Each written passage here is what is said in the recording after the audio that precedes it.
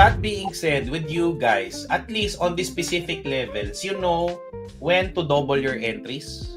Kasi example, kung dito nag-level 5 si Shadow, hindi ka na mag-double entry dito sa 618. You can be your first position and then double your entries on this position. Kasi on this particular case, you notice that the prices really reacts no on this particular zone. Yeah. 'Di ba? Nag-react talaga siya diyan, no? Nag-react talaga siya. Na binutas yung support, probably it looks for a major stronger support which is this level. First indicator, I'm not saying na use this holy grail.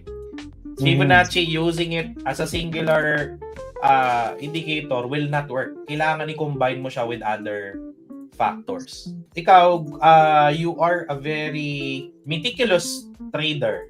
Okay, trader. I'm not saying na use Fibonacci alone. Alright, so example, sabihin natin, syempre hindi mo gagamitan to ng sobrang zoom out kasi wala kang makukuha. Okay, pero kung sobrang lalim na yan, you can really use a weekly chart. No? Let's go to the daily chart instead. Okay, sabihin natin the recent high-low is this range. Dito pinakamalapit. Ito na lang.